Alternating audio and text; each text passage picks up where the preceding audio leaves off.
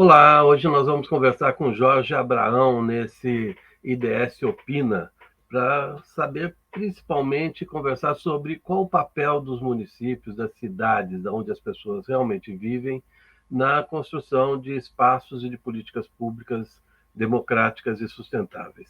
O Jorge Abraão é coordenador geral do Instituto Cidades Sustentáveis, entidade organizadora da Rede Nossa São Paulo, e do programa Cidades Sustentáveis. É membro da Comissão Estadual de São Paulo para os ODS, os Objetivos de Desenvolvimento Sustentável, e do Conselho do Instituto Etos de Empresa e Responsabilidade Social.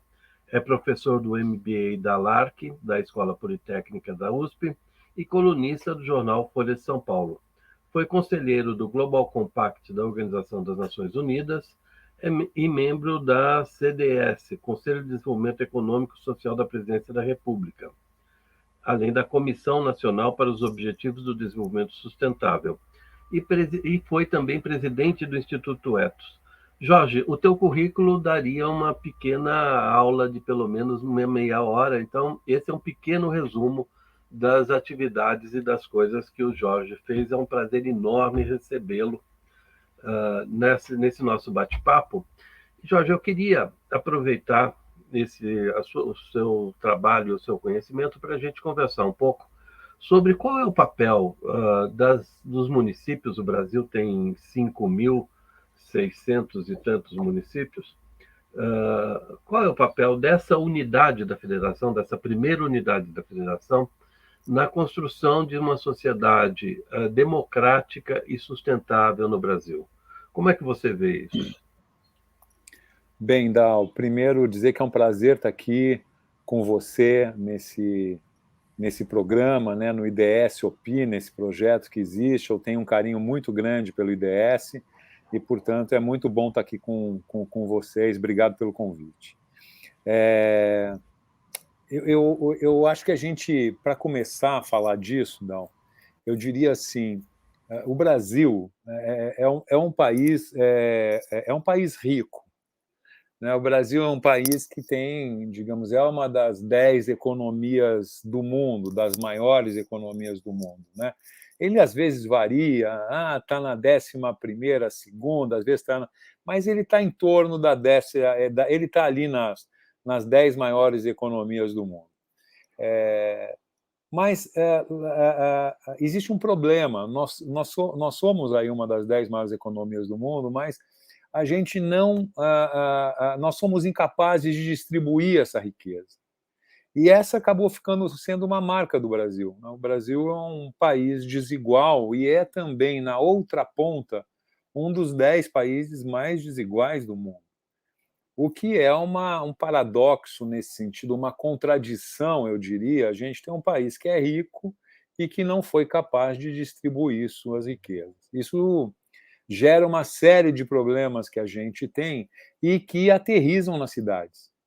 As cidades, como você disse no começo, é o espaço onde as pessoas estão vivendo, né? Onde elas têm as relações, onde elas têm as oportunidades, onde elas têm os problemas, mas é ali que elas estão vivendo.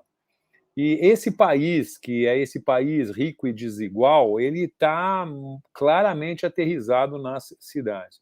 Portanto, o papel das cidades é muito forte na transformação disso que a gente desejaria que pudesse acontecer num país como o nosso, que é um país que conseguisse distribuir mais suas riquezas, é um país que menos desigual, não é? Um país que ouça, tenha uma escuta e, portanto, uma participação maior da sociedade e incorpore uma perspectiva maior dentro das cidades, com espaços institucionais de participação. Então, a cidade ela pode efetivamente estar avançando. E o Instituto Cidades Sustentáveis ele estimula muito isso, Dal. Na verdade, o Instituto ele a gente tem vivido uma experiência no Brasil, não é, de digamos assim, de um governo que tem promovido muitos retrocessos em muitos campos, né? O governo Bolsonaro tem promovido retrocessos e as cidades podem ser, na verdade, espaços em que protejam questões, não é? E que avancem em conquistas. E o Instituto tem estimulado isso. Quer dizer, como evitar retrocessos e como avançar em temas importantes, porque as cidades no Brasil têm autonomia, elas podem avançar e a gente tem tentado explorar muito isso. Portanto, me alonguei um pouco na primeira pergunta, mas era um pouco para contextualizar isso, a importância que a gente está dando para a cidade, e o nosso trabalho tem sido esse, de estimular as cidades na direção do desenvolvimento sustentável, que a gente entende que hoje é uma agenda de vanguarda e que as cidades podem, incorporando-as, ganhar muito com isso. Jorge, na minha trajetória como repórter, eu viajei muito por esse Brasil, né? Conhecendo projetos e coisas em todas as regiões. E uma das coisas que sempre me impressionou, principalmente quando eu ia fazer alguma reportagem que envolvia o poder público local, era que nas pequenas cidades brasileiras, menos de 20, 10 mil habitantes, e são muitas, né?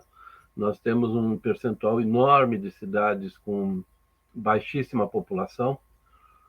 Existe uma falta crônica de capacidade técnica e de planejamento. Como você enxerga esse gap de capacidade de gestão nas pequenas cidades?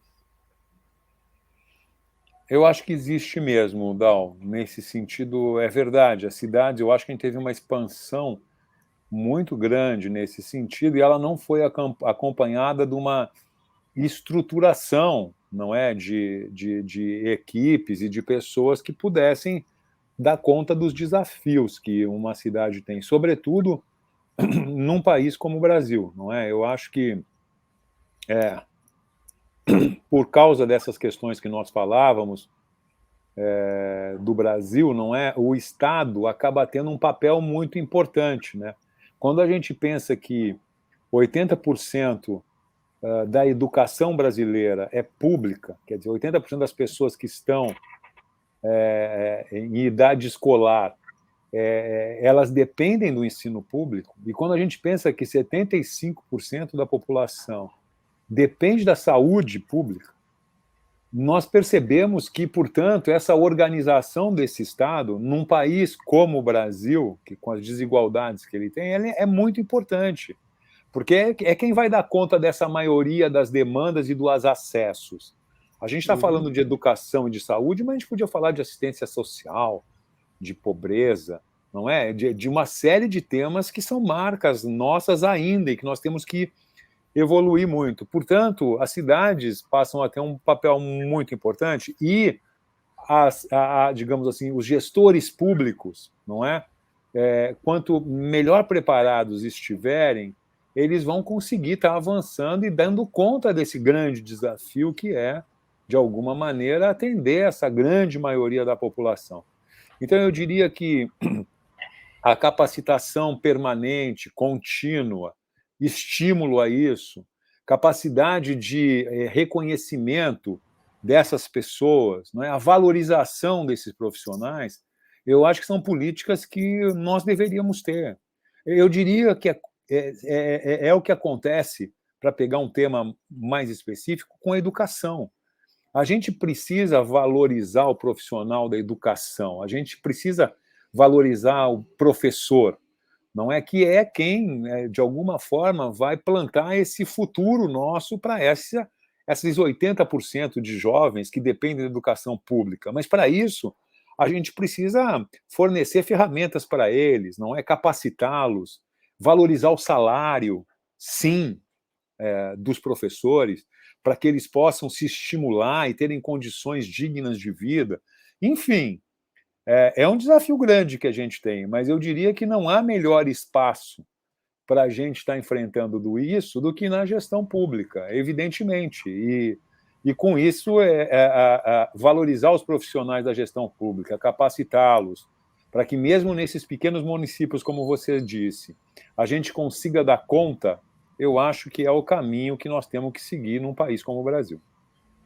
Inclusive porque a maior parte dessas políticas públicas de educação, saúde, assistência social, e algumas outras acabam caindo no colo dos prefeitos, no colo dos municípios, porque a ponta é sempre a ponta no município. O SUS, o atendimento é no município, né? A educação básica é no município e é por aí. Essas políticas, de alguma maneira, elas têm uma estrutura hierarquizada, que vem governo federal, governo estadual, o governo municipal, faz parte da Constituição, inclusive, de 1988, a estruturação desses setores. Mas há um setor emergente e emergencial que precisa de precisa ser introduzido nas políticas públicas de forma geral e no município em especial, que são as políticas relacionadas a mudanças climáticas, que é o arcabouço de medidas em relação a mudanças climáticas é sempre muito fluido, muito de não muito fácil compreensão para o gestor público municipal de o que é que a cidade tem que fazer, né? Como é que uma cidade se prepara e se organiza para encarar o desafio da resiliência climática e da mitigação das mudanças. Como é que você tem visto o avanço das políticas públicas municipais em relação aos compromissos relacionados não só ao Acordo de Paris, mas também a INDC brasileira, que foi apresentado como as metas do país e que estão correndo aí, né? Tem coisas que já deveriam, inclusive, ter acontecido. Como é que você vê a capacidade do setor público municipal de encarar isso? Olha, o que eu tenho percebido é que o avanço tem sido muito mais lento do que seria desejável, sabe, Dal? Porque os políticos, de uma forma geral, eles estão muito preocupados com as questões emergenciais, eu diria, né? As urgências do dia a dia acabam canalizando todas as energias e não se tem uma visão, muitas vezes, para as questões estruturantes, né? E quando você fala de mudança climática, ela está batendo na nossa porta, né? Cada vez com mais intensidade, essas batidas delas, mas elas ainda não fazem parte, digamos assim, do rol de preocupações da maioria dos prefeitos, porque eles entendem que isso ainda pode ser, de alguma forma, que eles ainda têm um tempo, e isso acaba não ficando no horizonte. E isso é um erro muito grande, eu diria, da política de uma forma geral, né? Que é não trabalhar com a perspectiva de médio e longo prazo, né? Nós estamos tendo agora, por exemplo, sobre esse tema, né, na Europa, problemas gravíssimos, não só na Europa, mas temperaturas de 49,6 graus no Canadá, 48,9 na Espanha, Itália, centenas de mortes, quer dizer, que começam efetivamente a acontecer por conta de problemas que têm acontecido da questão da mudança climática, aquecimento global, e aterrissando nas cidades. Os prefeitos podem fazer muitas questões, muitos temas, podem avançar em muitos temas em relação a isso, né?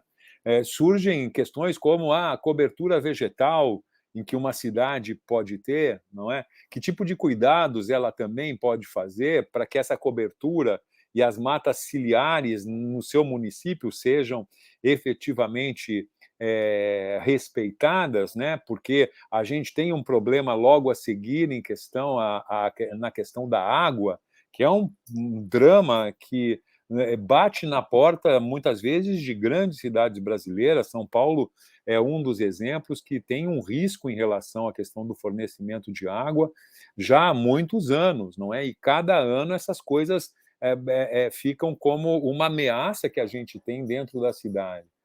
Parques dentro de uma cidade é algo que podem também contribuir muito para que a gente consiga avançar, mas a redução da poluição é um outro ponto importante, em que as cidades têm uma componente de contribuição delas, e, via de regra, essa poluição está vindo das partículas finas do diesel, que muitas vezes está, sobretudo no transporte coletivo, e que as prefeituras podem estar efetivamente se relacionando com isso. Então, eu diria que a gente tem uma gama muito grande de questões para avançar nisso, para não falar dos resíduos, não é? Um cuidado com os resíduos, com os aterros, questões que o país tem pensado muito, né, nesse sentido, e que as prefeituras também têm caminhos para avançar nessa direção. Então, muitos temas dialogam com a questão da mudança climática nos municípios.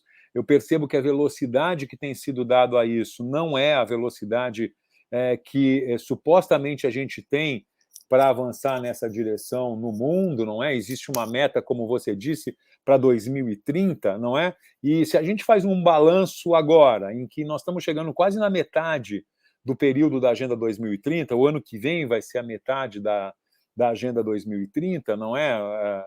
A ONU sempre faz esses balanços, mas é o ano que vem que é a metade, mas estamos chegando na metade e estamos muito aquém do que a gente deveria estar. Isso não é bom do ponto de vista geral, mas pode também ser um chamamento, né, para que os gestores públicos, de uma forma geral, nas diferentes esferas, incorporem isso, que é um tema que quando ele chegar, nós não vamos ter como solucionar ele no curto prazo, né? Ou é difícil saber a solução. A ciência está nos avisando, mas ele não vai ser, quando ele chegar, esse aquecimento, as ilhas de calor, os problemas de inundação, os problemas de seca, o que está por trás disso e os impactos que isso tem na política, no social, são fortes e eles vão gerar desequilíbrio seguramente.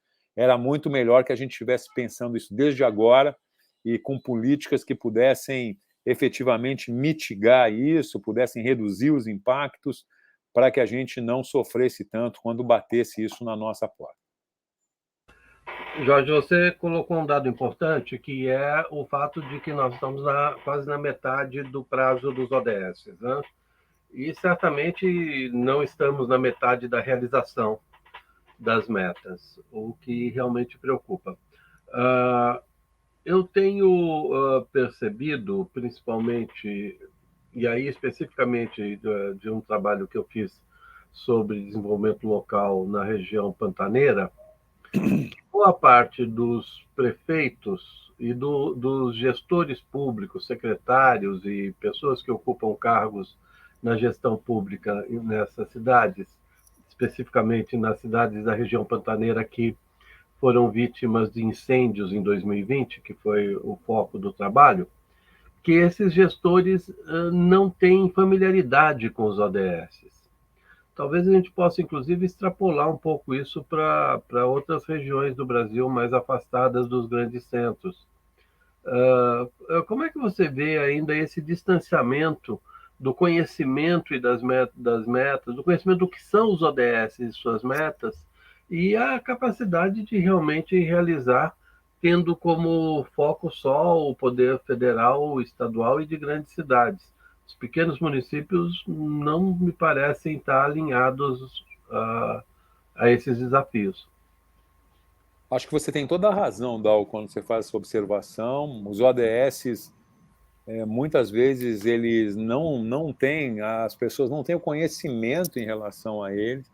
Então, é um desafio de conscientização. De nossa parte, eu te diria que a gente acabou, Dal, de lançar uma ferramenta que é muito interessante, chamada Índice de Desenvolvimento Sustentável das Cidades Brasileiras, né? E a gente reuniu 100 indicadores e distribuiu nos 17 ODS. E com isso a gente conseguiu mapear como é que estão as 5.570 cidades brasileiras em cada um dos ODS. O nosso objetivo com isso é gerar um pouco essa consciência que você está falando. Não é? Cada pessoa pode saber como é que anda a sua cidade, né? Onde é que você nasceu, Dal? Eu nasci em Campinas. Em Campinas. Então, se você vai lá no índice, você clica em Campinas, você vai ver como é que está Campinas nos 17 ODS. E vai ver quais são os ODS que são frágeis e quais são os ODS que a Campinas já alcançou. E com isso, o gestor público, a sociedade, consegue incorporar mais isso, porque os ODS vão estar lá também na cor vermelha quando digamos assim, tem grandes desafios, e na cor verde, quando já atingiu esses desafios. E cada um estão com os indicadores lá, mostrando qual é a diferença, o que tem que ser alcançado e tal.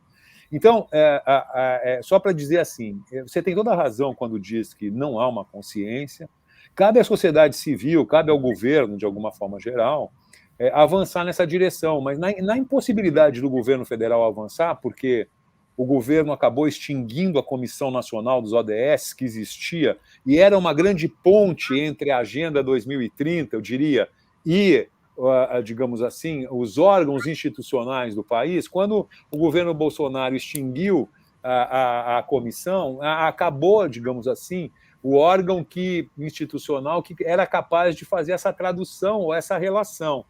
E aí os municípios, efetivamente, têm que estar avançando na medida em que eles se conscientizem. Não tem institucionalmente um estímulo, eu diria, para avançar. Então, a sociedade civil, nós aqui do nosso lado, no Instituto de Cidades Sustentáveis, nós lançamos esse índice há 2 semanas atrás, com as 5.570 cidades brasileiras. O Brasil, com isso, é o único país do mundo. Eu estava semana passada lá numa reunião do painel de alto nível da ONU, apresentando esse índice. O Brasil é o único país do mundo que está monitorando todas as suas cidades em relação aos ODS. Isso é uma oportunidade muito grande para a gente. E as cidades podem entrar. A gente espera, com isso, Dal, ter uma contribuição para que essa consciência em relação aos ODS e a Agenda 2030, que pode ser um belo de um rumo para as cidades, que isso se espalhe mais e o índice possa contribuir para isso.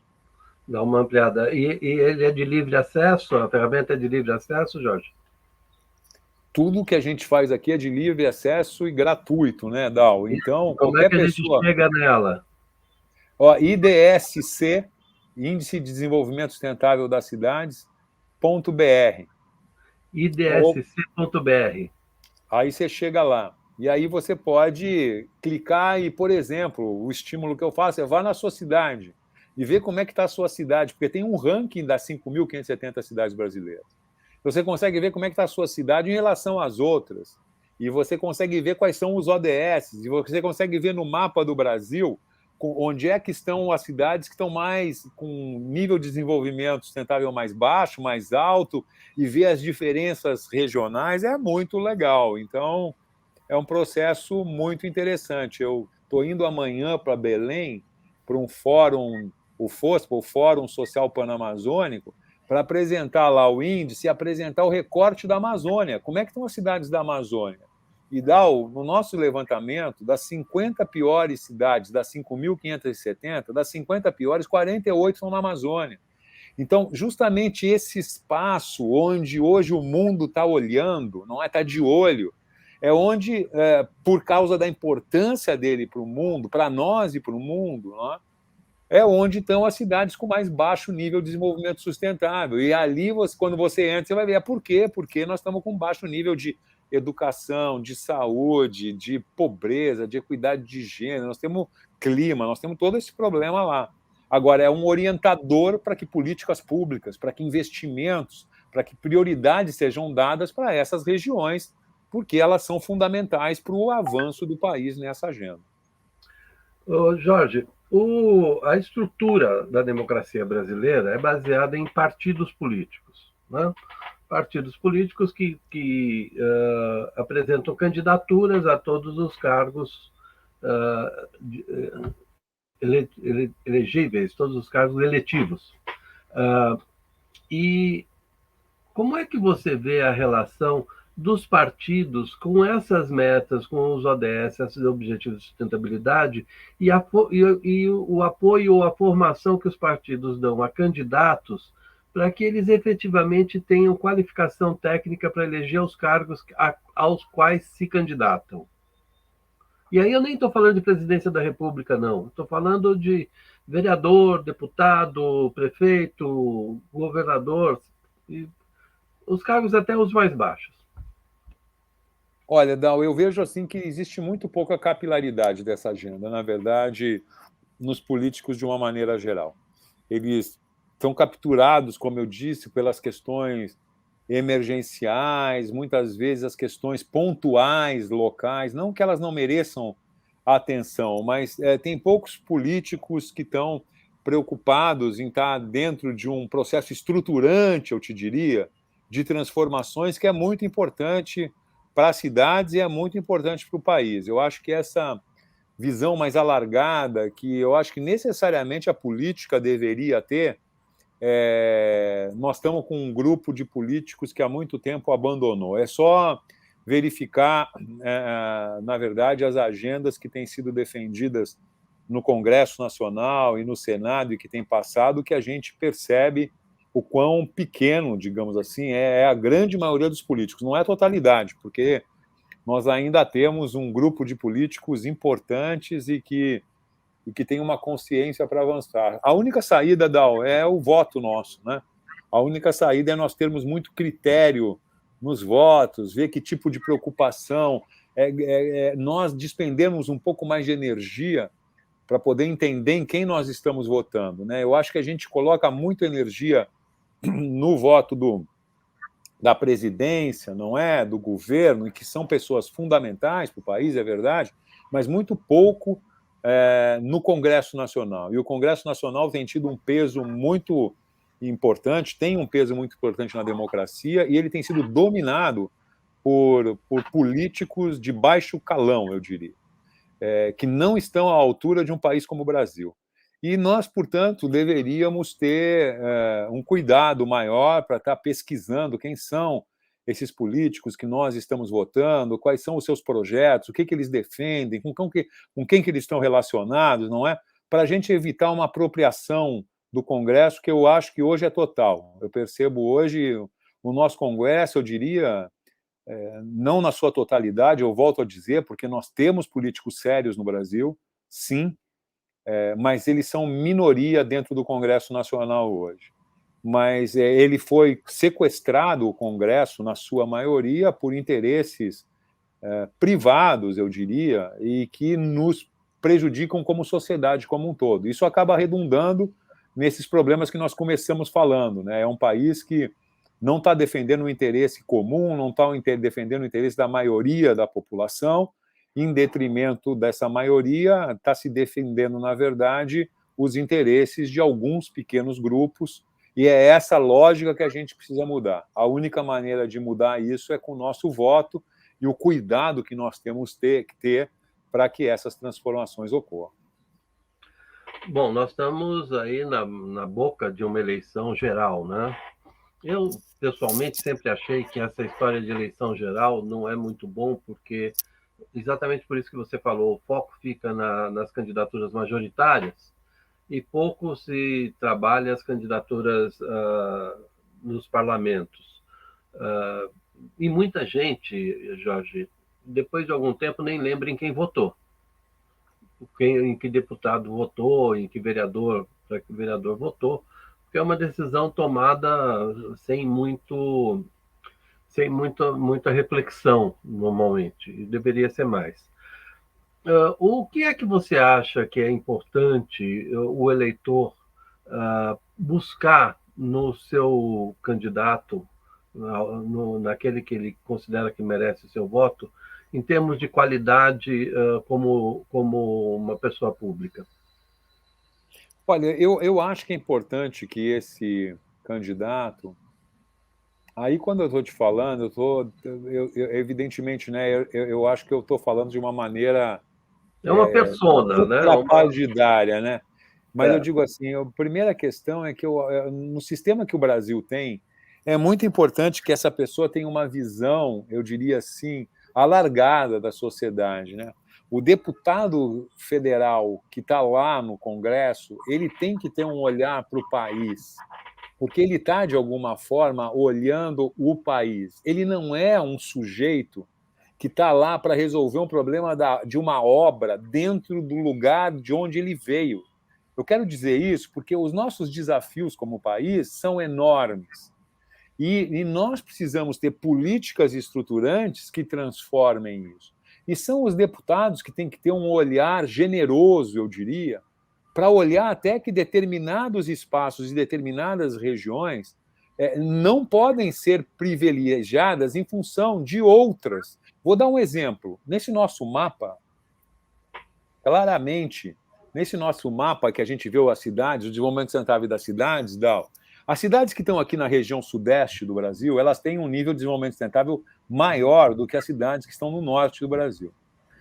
A meu juízo, esse deputado que foi eleito aqui na região sudeste, ele tem que ter essa clareza e ele tem que defender políticas que privilegiem as regiões que são as regiões mais desiguais do país, independente dele ser uma pessoa que foi eleito pela sua região, pelo seu estado, porque nós estamos falando de um país, e nós temos que ter um país mais equilibrado, nós temos que ter um país, porque esse país mais equilibrado, esse país menos desigual, é interesse de todos nós, porque tudo vai funcionar de alguma maneira melhor, nós vamos ter mais oportunidades, nós vamos ter menos violência, nós vamos ter menos desigualdade, nós vamos ampliar de alguma maneira as possibilidades que o país tem.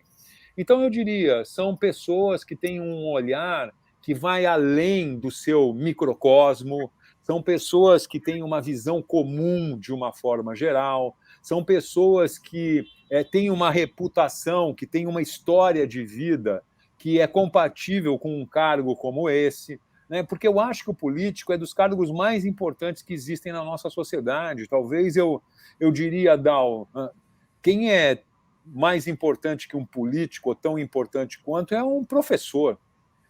Francamente, do ponto de vista de um professor é fundamental numa sociedade como a nossa, não é que tivessem um olhar, uma sociedade que não olha para um problema. Agora, o político, e isso pode causar espécie para quem nos vê, para quem nos assiste, mas eu acho que o político é uma figura que deveria mesmo ser fundamental, porque se é um político sério, se é um político que tem essa amplitude, que tem essa generosidade de olhar o país, ele é fundamental para o estabelecimento de políticas públicas em escala, que vão mudar o país, que vão avançar. Então, é que nós nos acostumamos a criticar muito os políticos. Nós temos tido políticos de baixo nível, efetivamente, que estão interessados em defender pequenos grupos, efetivamente, e isso é muito difícil mesmo, mas nós não podemos abandonar a política.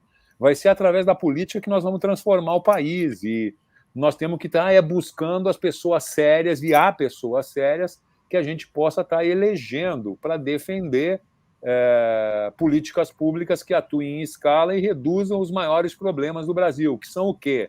Que são a desigualdade, que é a pobreza, que é a saúde, que é a educação, que é a questão da diversidade que nós temos, que é o clima. Então, são agendas muito conhecidas e que o posicionamento dessas pessoas em relação a essa agenda é importante que a gente saiba quando a gente vai escolher o nosso candidato. Não é? Você não pode escolher um candidato, a meu juízo, que defenda uma questão de, digamos assim, que esteja, que despreze as mulheres, efetivamente, a agenda da equidade de gênero, ou que não reconheçam o racismo no Brasil do ponto de vista da questão racial, ou que não entenda que a Amazônia é uma questão central e reduza as questões de fiscalização, reduza as instituições que de lá cuidam ou que estimulem negócios ilegais dentro da Amazônia. A meu juízo, a gente vai ter que estar pesquisando isso para poder escolher as pessoas corretas para estarem lá. Perfeito, Jorge. Você hoje está trabalhando em uma organização que atua com políticas públicas. No entanto, você foi presidente do Instituto Ethos, que é uma organização que atua principalmente ligada às empresas, né? Às grandes empresas, empresas de porte grande e médio no Brasil. Como é que você vê a relação entre a consolidação da democracia, de um modelo de país mais sustentável do ponto de vista que está previsto nos ODS, a gente cumprir os ODS, como é que isso impacta na boa qualidade do setor empresarial brasileiro e da economia brasileira e vice-versa? Bom, Dal, eu acho assim, para tentar fazer um raciocínio a partir da tua colocação. Cada vez mais os temas estão integrados, eu acho, né, na nossa sociedade. Né? Quando a gente fala em desigualdade, quando a gente fala em clima, tem uma relação total entre desigualdade e clima. As questões climáticas, elas radicalizam, elas geram muito, muito mais desigualdade. E a desigualdade, muitas vezes, inviabiliza decisões que a gente possa construir em relação à questão climática. Só para dar um exemplo. Agora, o caminho para que a gente consiga enfrentar temas como esses é cada vez mais a participação, é a transparência, é a democracia de alguma forma. Portanto, nós vamos estar avançando mais nesses temas centrais que a gente tem na agenda do desenvolvimento sustentável, à medida em que nós tivermos aprofundamentos no nosso sistema democrático. E isso significa ter mais escuta, ampliar, ouvir as perspectivas da sociedade de uma maneira geral, da diversidade que existe na sociedade, ter transparência de dados efetivamente. E então esses processos, para mim, estão totalmente relacionados. E daí a importância deles. Né? Você não consegue ver cada ODS, ele é uma caixinha, mas eles estão integrados. Então, nós vamos avançar no enfrentamento da desigualdade e da questão climática à medida em que a gente também for capaz de aprofundar a democracia, a participação e a transparência na sociedade. Eu vejo as empresas como um elemento chave nesse processo, não é? Porque muitas vezes eu acho dá uma insanidade, não é? As empresas, alguns grupos de empresas, né, não terem essa visão da desigualdade. Né? As empresas, elas, por natureza, não é? Elas buscam ampliação de mercados. Elas buscam, na verdade, a própria globalização que aconteceu no mundo, ela buscava ampliação de mercados para as empresas. Tanto que nós tivemos uma globalização econômica, mas nós não tivemos um livre trânsito de pessoas, por exemplo. Não houve uma globalização de trânsito, mas houve uma globalização econômica, porque as empresas pressionaram por isso e conseguiram fluir os seus negócios para outros espaços. É o que acabou acontecendo. Portanto, a busca de mercados sempre foi um dos grandes, de ampliação de mercado, sempre foi um dos objetivos das empresas. Enfrentar a desigualdade no país, eu acho que é uma questão, digamos assim, humanitária. Eu preferia que o nosso país avançasse por uma questão de dignidade, efetivamente, porque um país precisa entregar condições dignas para a sua sociedade. Mas se as empresas quiserem enxergar a redução das desigualdades como uma ampliação do mercado de consumo para elas, que enxerguem. Mas é uma insanidade você não perceber que você tem 140 milhões de pessoas no Brasil que estão fora do mercado, praticamente. Porque são pessoas que recebem menos do que $10 por dia e, portanto, só estão preocupadas com a sua sobrevivência. Agora, colocar essas pessoas no mercado, se as empresas quiserem enxergar dessa maneira, seria uma grande saída para ampliação dos processos e ampliação dos seus mercados, de uma forma geral. Portanto, a agenda da desigualdade também é uma agenda que as empresas deveriam se interessar, deveriam ter um interesse para poder avançar. E eu entendo que, por exemplo, instituições como o Ethos, que eu prezo muito, não é? E outras instituições empresariais, o Global Compact, elas avançam nessa direção de chamar a atenção das empresas, os indicadores éticos, como é que você avança nessas diferentes dimensões, é dizer, olha, o papel que as empresas têm para poder efetivamente estar encaminhando soluções que são importantes para o país, mas também são importantes para elas como empresas, efetivamente, como negócio, como ampliação de mercados. É um pouco essa a relação que eu vejo. Jorge, democracia e sustentabilidade são valores universais?